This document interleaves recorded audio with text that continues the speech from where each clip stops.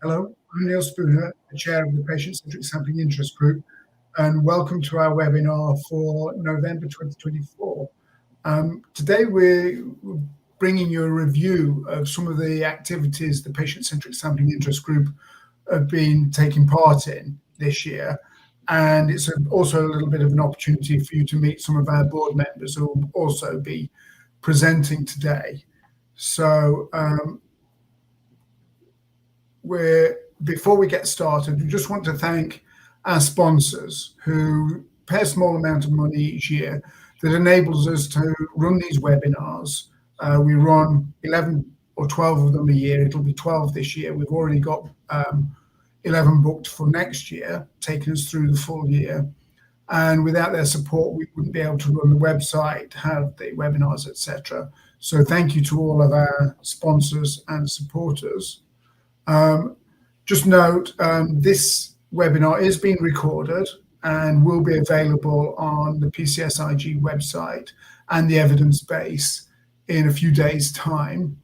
We're open to questions. We're going to take all the questions at the end of the presentation. It says use the Q&A function. That's a typo from me. Please use the chat function to submit any questions you may have for the board, and we'll try and have some time at the end for that. So let's get on with the actual presentation.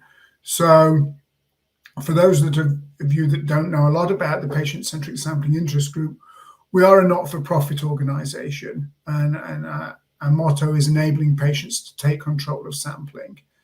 If you'd like to learn more about the organisation, you can use these QR codes. One of them will take you to our website, and the other one will take you to our LinkedIn group, which is a closed group where we're able to communicate with each other, share ideas, share different conferences and publications, etc.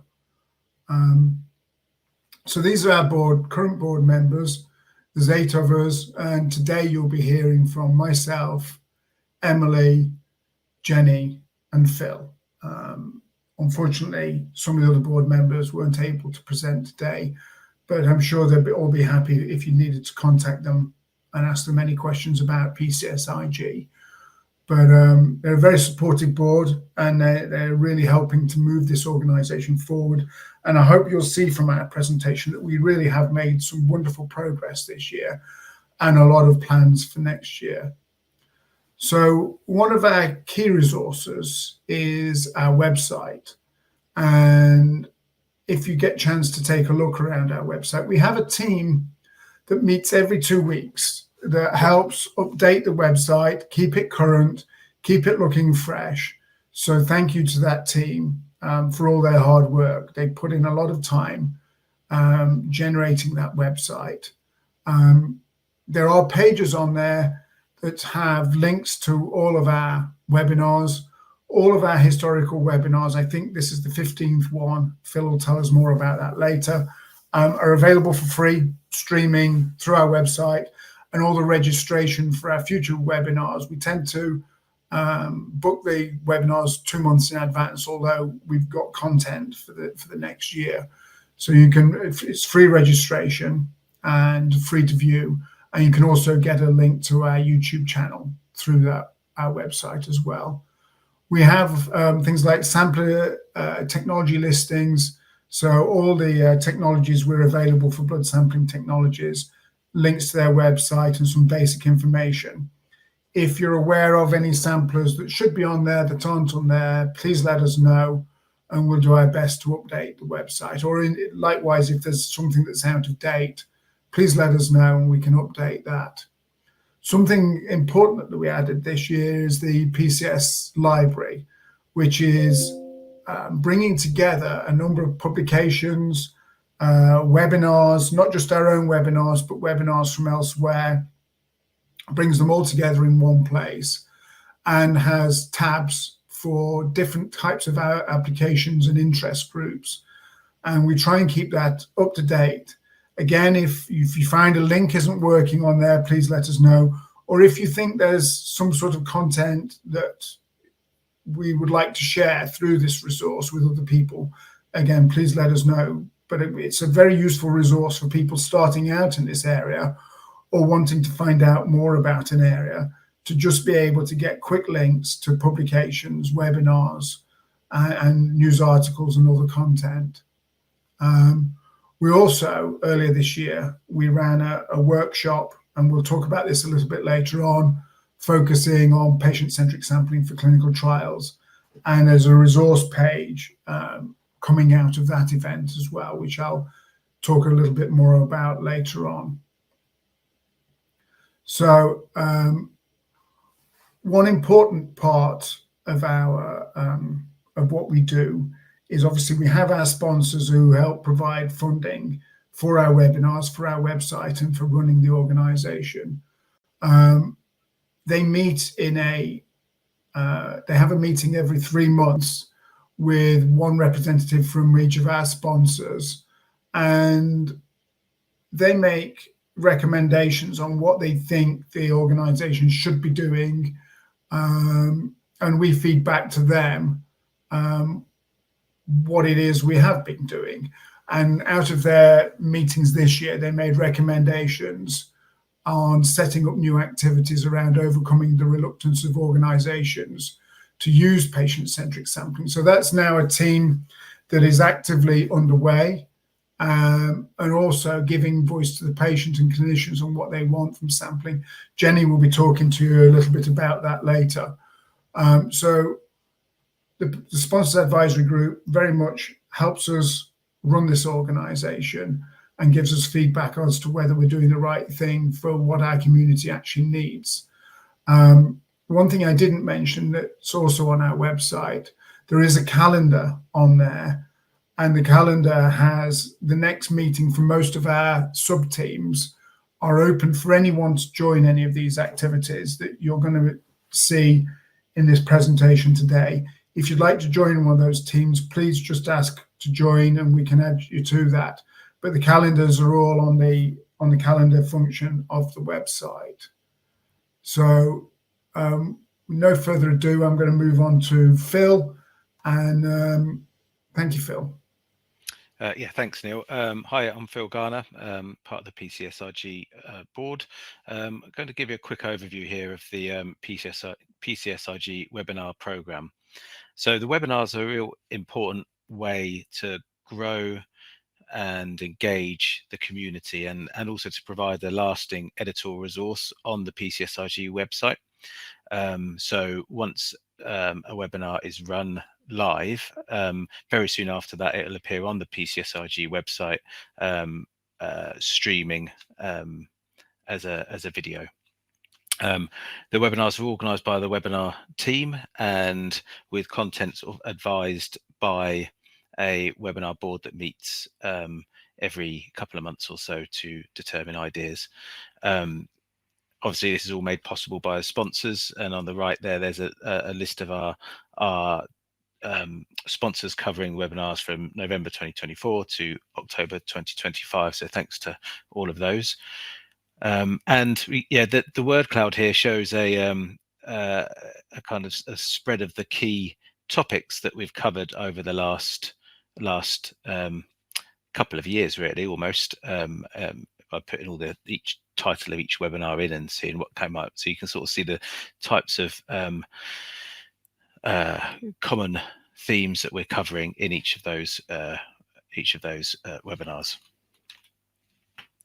So in numbers, yes, this is actually number 16. So we've done 15 webinars to date. This is the 16th one, which is fantastic. We have had 911, a bit more than that now, actually, attendees in total. Many of you have been to many of our webinars, so yeah, thank you for that. And what's interesting is that we've got a really good global spread here. So there's 59 countries represented within that 911 attendees, with US kind of as expected, I guess. US being the biggest chunk of the pie with 32%, and UK with 18%. But it's great to see such global representation for the group, which is really what we're aiming for.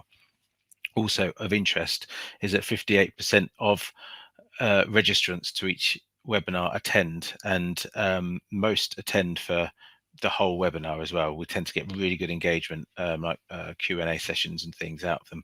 And just to note, the market standard for like conversion from registration to actual show up for a webinar is 30 to 35%. So we're hitting above that, which I think shows the interest from our growing audience.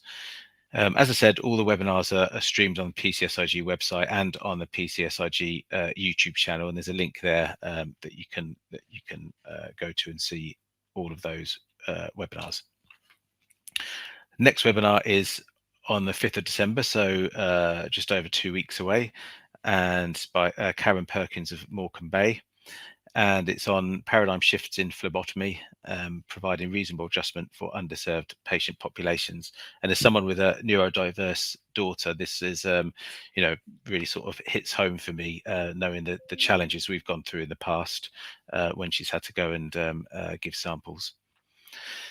Looking ahead, the 2025 schedule is actually full, so we've got webinars earmarked for each month throughout next year. But that said, make sure you do reach out to us if you'd like to present one, because we're always looking at what we can fill up in the future, and you never know, sometimes we can find a way to shoehorn ones in. So yeah, please do reach out if you're interested in presenting your research or your clinical experience with us. And yes, of course, remember to register to all of them and share with your networks. We're really keen to make sure this message goes out you know, globally as widely as possible to all those interested to grow the audience. Okay, I think I'm going to hand over to Jenny now. Thank you. Thanks, Phil. So my name's Jenny and I'm also on the board, and I'm here to talk to you about the two main patient events that we've held this year. The first one was an advisory group that we're going to go through first. The second one is a survey and tool that hopefully will be useful to people, and I'll go through what the tool's for and then the process of the patient review that it had. So the advisory group first. The information is here. The key thing to say is there is a full report of what happened, all the patient experiences that were shared, the feedback, the insights, the guidance, and it's going to be available via the website. All you have to do is put your details in the form to be able to get access to it. So I really encourage people to do that because it's free, it's there, and it will give you instant access to at least some patient feedback about patient-centric sampling and the different methodologies. So now I've plugged that, let's go into what happened. On the actual day, we had 7 patients, one of which was a patient and his carer because he was a teenager. In there, we had them from a range of different geographies, different experiences of healthcare system. Some had experiences of trials, some didn't have experiences of trials, different health conditions. There was a whole diversity of different experiences pulled together to just discuss patient-centric sampling. And Neil was there, who you've met today as well, to help with some of the input into the discussions and to be there to listen to the way people interacted and what they were saying. The purpose of the meeting was to have a deeper understanding from the patient's perspectives of what is needed from patient-centric sampling, what their unmet needs are, and what their current experiences are and the barriers and facilitators. So these are some of the key themes that came out of it. There was a lot that ended up on logistics that we've grouped together in that topic. Patient-centric care rather than service-centered care. The quality of care and who ends up picking the burden for that up. The psychological and emotional impacts of actually having blood sampling taken. And then the importance of shared decision and being heard and how patient-centric sampling can help with that. Here's a summary of the results. As I say, this is the top level summary. If you want the detail, please, it's going to be on the website. Put in your details and find it. If we work from left to right, first of all, there is the general current experience. What sorts of things were people complaining about or finding good? The first theme that came out was logistics. There's a lot of uncertainty built in. There's a lot of downtime. There's a lot of waiting time. The burden of arranging, chasing, Following up always seems to end up on the patients or their carers. And that, considering they already are dealing with the disease, is huge for them. The solutions that are put in place to try and solve some of those quite often involve third parties or going to different places. Again, it's the patients that end up trying to carry the burden of linking these people together, in some cases even carrying the equipment from one place to the next. The quality of care. There were several times where people had experienced problems with kit, problems with samples going wrong, and it was patients that were chasing up to find out what had happened that were uncovering these problems and then having to put them right. Another big theme that came out were the psychological and emotional burdens, not necessarily just of the sampling itself, although of course we're all familiar with needle phobia. For many patients that have chronic conditions, many of which may have certain prejudices around them in certain cultures, there is already a psychological and emotional burden for going to clinic in that environment and having a sample taken. Overlaying on top of everything else, taking that off and having choice over how that's done can actually help with all of those other issues that are going on. And then the last one is the shared decision and being heard. Being respected. By being part of it and part of the solution, it helps people being respected, being heard, being involved. And when you think they feel like they're picking up the burden anyway, that again honors their role within this relationship. So why involve patients in solution development? We asked this because we wanted to know from patients' perspective what they perceived to be the benefit. And it was very, very clear. Patients experience the healthcare system differently to everybody else. So if you want a solution that works, you need all of those different perspectives in. If you can empower patients in that, not only does it lift some of the burden off the healthcare system, but you actually have people interacting better with their healthcare system and their doctors. And it can have impact, financial impact as well. The patients themselves were saying about the costs that it could save if they could do some of this work. When it comes to what would people actually want from these novel and innovative solutions, it kind of aligns to where the problems are. So first of all, it was logistics and supplies, and people referenced certain problems that they'd had in the past, and just pretty much when you're designing it in, avoid those. Not having the right equipment. When some people who had done sampling at home, the equipment that was in the instruction video was different to the equipment that turned up. Just get it right. Make sure that everything is connected together, it is smooth, there are backup options if it's going to go wrong, labels are clear, labels are already attached so they're not pulling this sticker off this and sticking it over here. Have it so the results are useful and timely and clear and can be used and added into that shared decision making. Trying to do this in a way that can help remove some of the stigma people are feeling currently. And for that, you need to understand while you're designing the process what that might be, and we'll come to that in a minute. And actually, they believe that this can help with the way they interact with the healthcare system. It can help with this continuum of care, especially for chronic conditions. The last category we spoke about was actually interacting with the patient-centric sampling interest community itself. And from a patient's perspective, what do they think involving patients on an ongoing basis will bring? And basically, they thought that having the patient voice not only can bring that perspective, but these people can get their voice out there and be heard. And it really helps in discussions to have that other perspective, that other voice, that other amplification.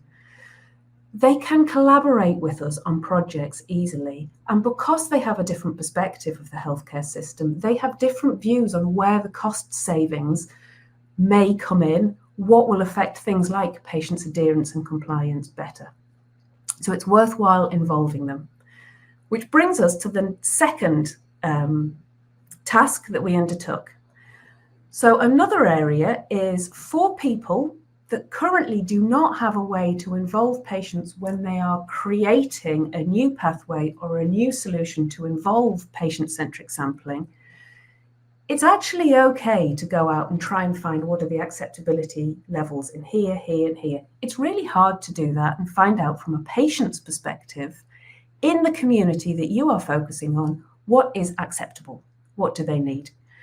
So we've created a short survey that can be used as a tool from any member of the community to use that can help find those answers. If you work with your healthcare professionals or somebody else or us or anyone to try and get this out to the relevant community, try and get those insights in so that you know more about this and can create a solution that works. Patients themselves have then reviewed this survey, and all the areas where we were trying to make it shorter, they were like, add it back in, add it back in. It's good. This is exactly what we need. It's not too complicated. It's good. It will be helpful. It asks the right questions. So this is a co-created survey. All we ask is if you use it, if you could anonymize the results and share them back, the patient-centric sampling interest group community as a whole, if we can gather up some anonymized information so that we can group it together and generalize learnings. If the same thing is coming up again and again, we can share out. Everyone will learn that much quicker and we can improve this still further. So again, it is there. It is for you to use. There is a paper copy. There is also, if you want it, a Qualtrics file that can be sent across, and there are instructions for researchers. It's there for you to use, and it has been co-created and had input from patients. And with that, I will hand back to Neil. Thank you, Jenny. And as Jenny said, both of those, all of those documents will be available on the Patient-Centric Sampling Interest Group website soon. We just need to build the new web pages and the permission pages in order for you to be able to get those. But hopefully by the end of the year, the survey template and the output from our meeting with the patient advisory group will be available on our website. So following on from that, oh, my screen went blank. There we go. Earlier this year in June, Patient-Centric Sampling Interest Group hosted a 2-day workshop at the Roche facilities in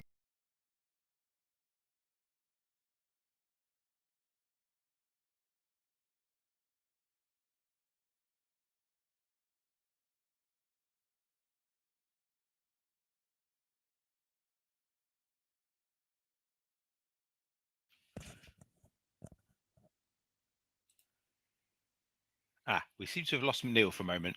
Bear with us for a moment. We'll just try and get him back.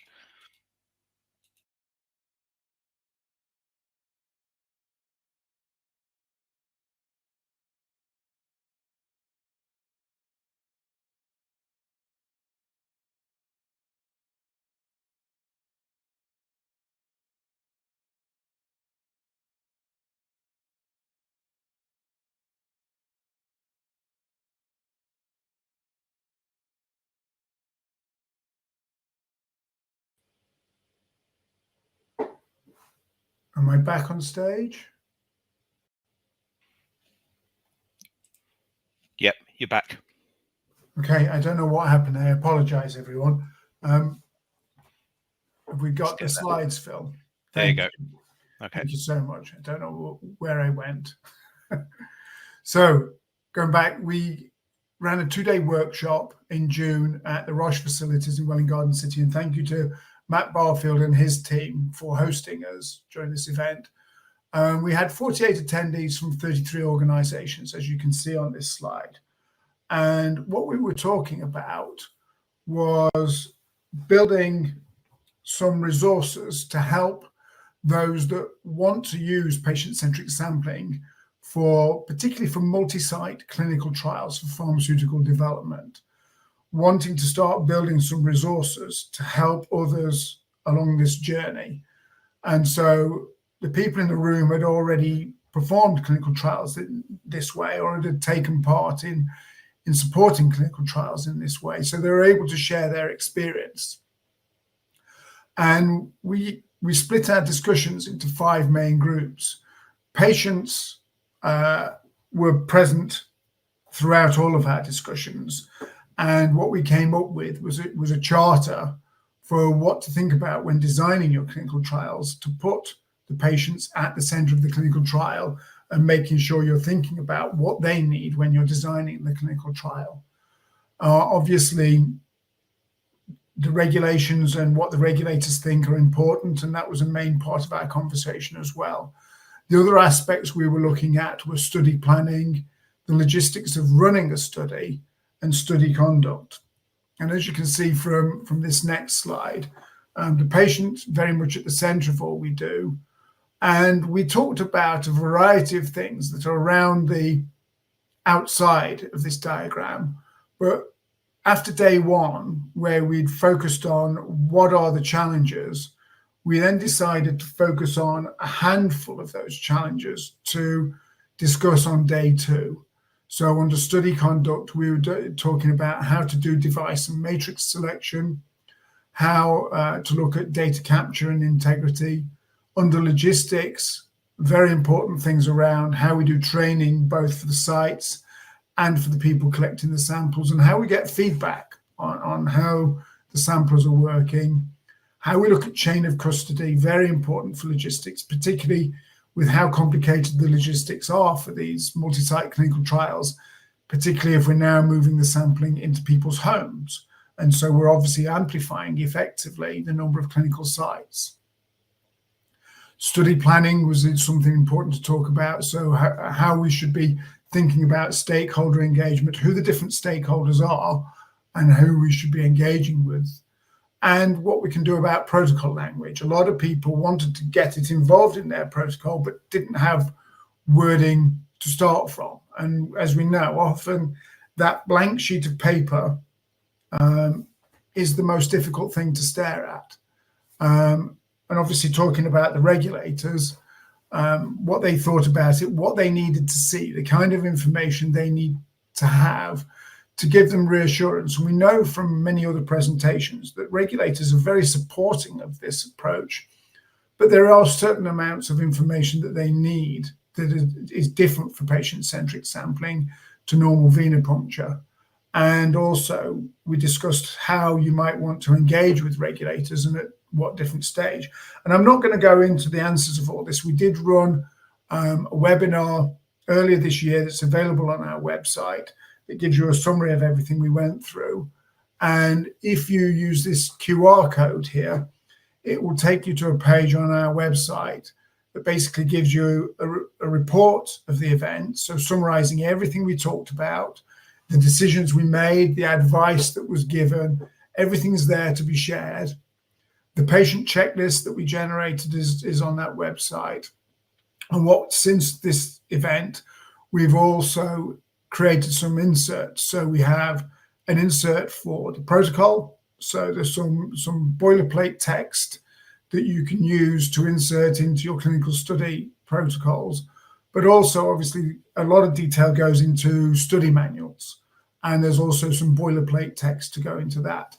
And this is something that we're going to be building on further, this page on our website, to add further resources.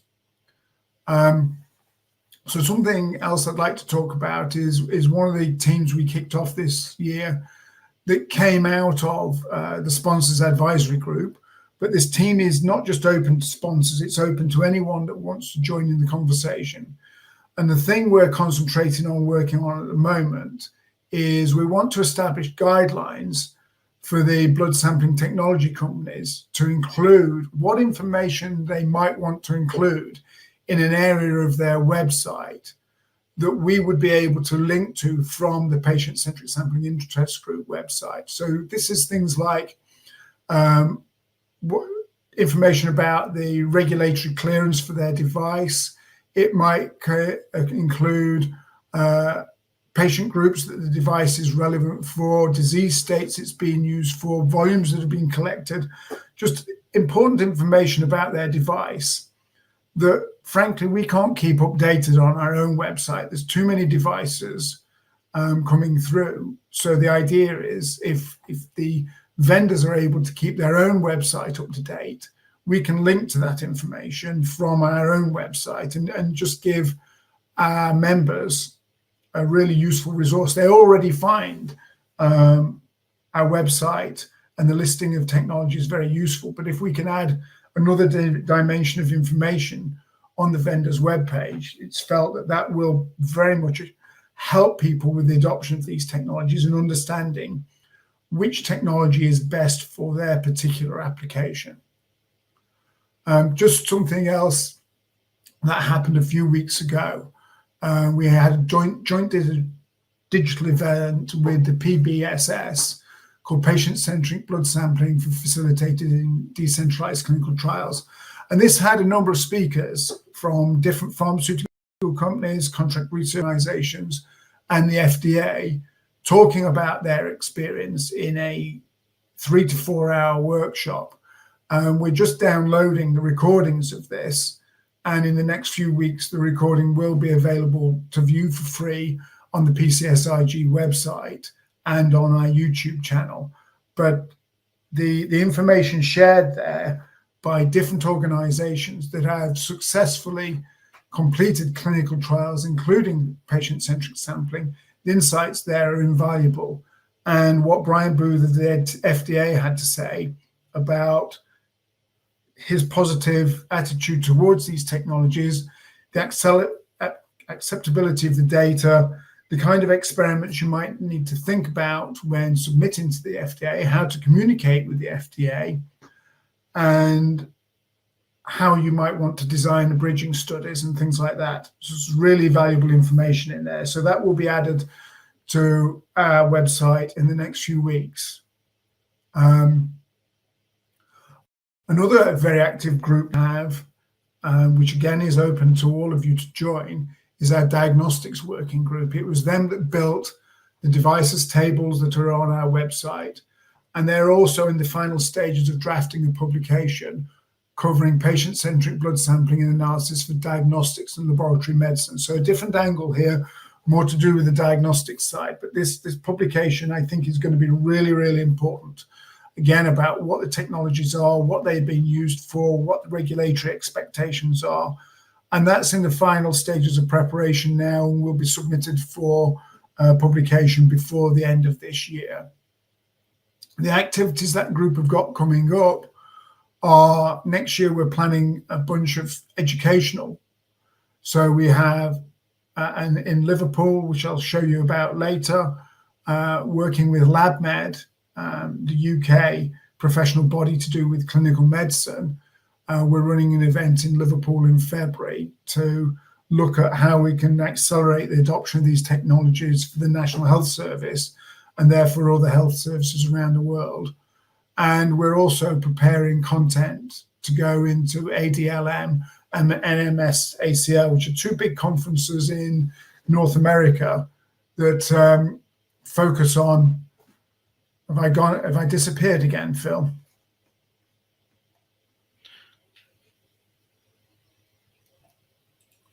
Can you still hear me? Yeah, I can hear you, but you're frozen and the presentation. I'm going to stop the presentation, and if it kicks you out, just log back in again. And I believe Emily's slides are coming up next.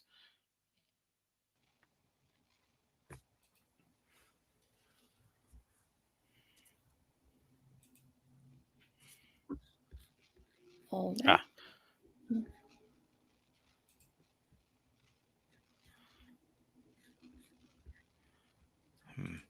But I think we just about covered my slides there, haven't we? Yeah. Are you able to stop the presentation, Neil? I can't see the presentation. Oh, there we go. It's gone. It's fine. Okay, I'm going to load up. Yes, I'll load up. Did you want to finish off this slide before handing over to Emily? Yeah, just quickly, we're going to hopefully be attending these different events. We're just starting off a new activity looking at cost-benefit analyses for patient-centric sampling around the world. And once we've got a lot more content, similar to the clinical trials, we'll be building a resource page on our website so we can pull together a lot of commonly accessed content into one place for the diagnostics community. And with that, I'll hand over to you, Emily. Thanks, Neil. So this summer, we were really focused on engaging our community of over 400 members in our LinkedIn group. So that was the goal of the summer, to promote and to measure that engagement. We first mapped out the PCSIG ecosystem, which you can see diagrammed there. And that ecosystem shows where traffic enters and flows throughout PCSIG. We have the LinkedIn group that funnels people into the website. That's where webinar registration happens. And our LinkedIn company page is separate. That is public facing. It doesn't require an invitation. When you subscribe to that company page, you get the option to subscribe to our newsletter. So that means anybody, even outside of the LinkedIn group community, can get that newsletter, which ultimately does, we hope, drive traffic to the website. So the next slide. Ooh, there we are. We took a look at the website analytics after this little experiment, and we can get into the real strategy of it. But at a glance, the outcome was positive. We saw that from July to the beginning of October, our web traffic breakdown was a third from Google, about a third from direct links, which you can imagine are links posted and shared with people, whether that's in an email or a message, and 10% was from LinkedIn.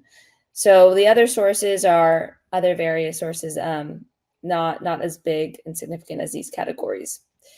If you look up to the far right, then you can see from the beginning of this experiment in July, again to the end of October, we actually had over 200% increase in the number of views on our website that came from LinkedIn.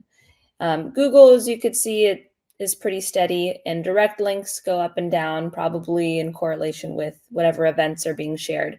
But that really was our goal, was to increase the traffic from LinkedIn to see that our community was making it over to the website and engaging more with that content. And we did that successfully. We also looked at the most viewed pages of our website. So the homepage is obviously the most viewed because it's a landing page. But webinars were the second most viewed, and that is very encouraging about the registration and that people are using webinars to engage directly with PCSIG content. And finally, the blood samplers page made it in the top 3, which really shows that the resources we're providing are being used by people when they're thinking about which blood samplers to integrate into their studies. Those details on the newsletter, we'll get into that now. So we looked at LinkedIn Analytics, and we compared it from January, which was a last newsletter before we started this experiment, and then we went to July and October. That's when we released subsequent newsletters. We'll zoom in a bit on what those analytics look like. The real strategy here was, how do we make this newsletter more engaging? So we embedded a lot more hyperlinks, and we carefully curated the newsletter to include more engaging content, more calls to action. This also coincided with the time that we initiated our YouTube channel, so it made it increasingly easy to link to webinars after the fact, which, by the way, you can find this meeting and others on our YouTube channel and easily share those links beyond just finding them on our website. And they're categorized by playlists as well. So with all of that change to the newsletter, these are the analytics that led to that over 200% increase in traffic from LinkedIn to our website. We saw that regardless of views or impressions, because that is more a function of time. You know, in January, we have more impressions and views because it's been posted for longer. And you'll see the more recent newsletters from July and October have fewer impressions and views. But regardless of that, we can see that there was an increase in the engagement rate from 2 to 7.8 to 10% in the most recent newsletter. The engagement rate has gone up. Engaging means liking, sharing, commenting on any of those newsletters that were posted on LinkedIn. And finally, the click-through rate, which really shows how people engage with the newsletter once they open it. What do they engage with within the content of the newsletter and not just the general post? So we saw that engagement rate go up significantly as well. And we hope to keep seeing these increases as the newsletters continue to remain engaging and all of our exciting activities are reflected there. I'll hand it back over to Neil. Thank you, Emily, and hopefully I can stay in the meeting for the rest of it. An important thing we added to our website this year is our commitment to fairness.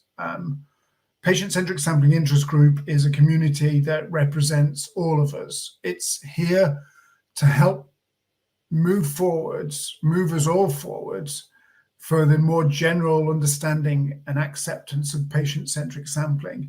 So it's very, very important that we as a community are not seen to be favoring any of our members, either as individuals, as companies, or as groups of companies.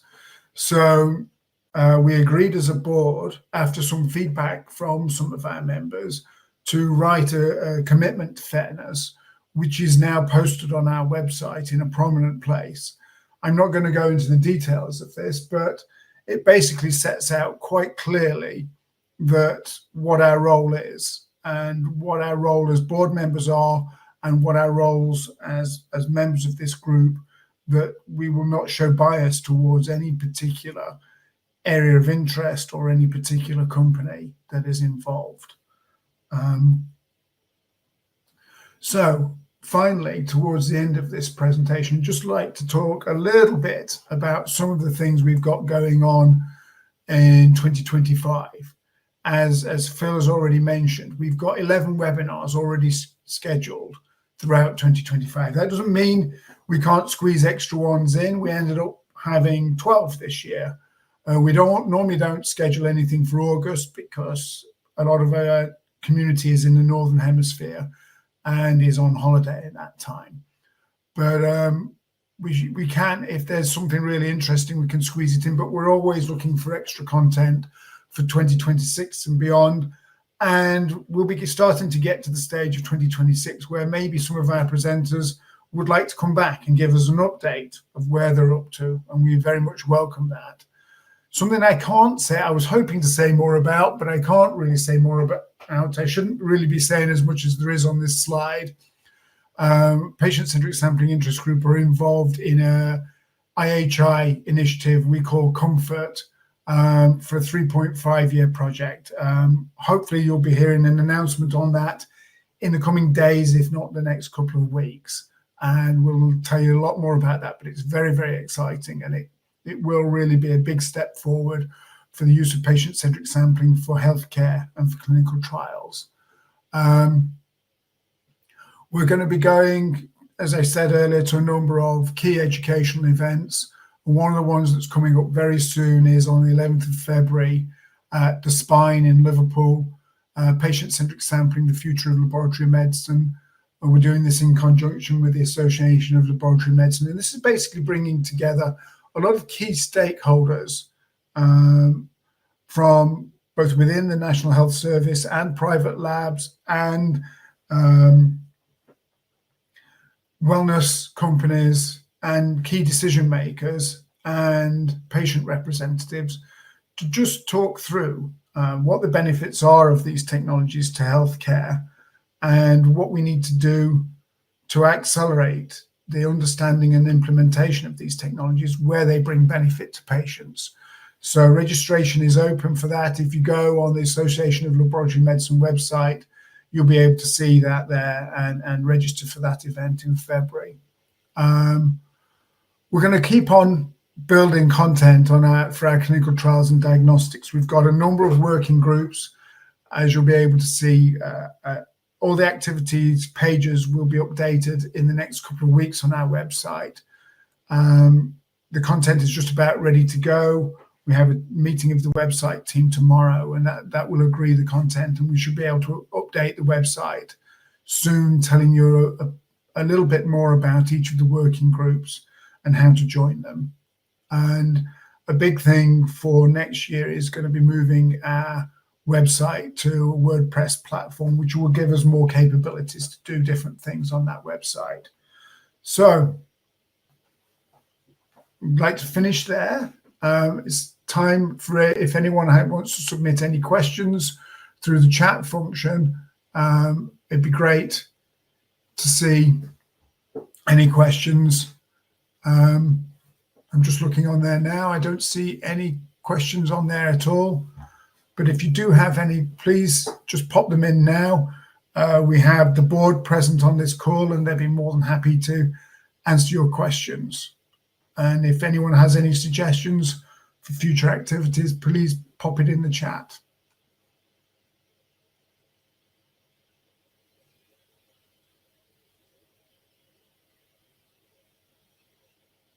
Okay, I'm not seeing anything.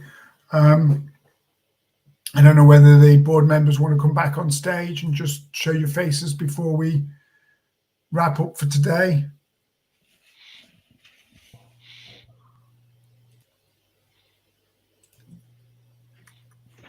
So Phil, Jenny, Christopher wasn't speaking, but he's popped back on. I can't see Emily at the moment, but thank you. I personally want to thank you all as a board for your support this year and for going forward. We've done an amazing amount of things, as you can see. And I'd like to thank all of our members.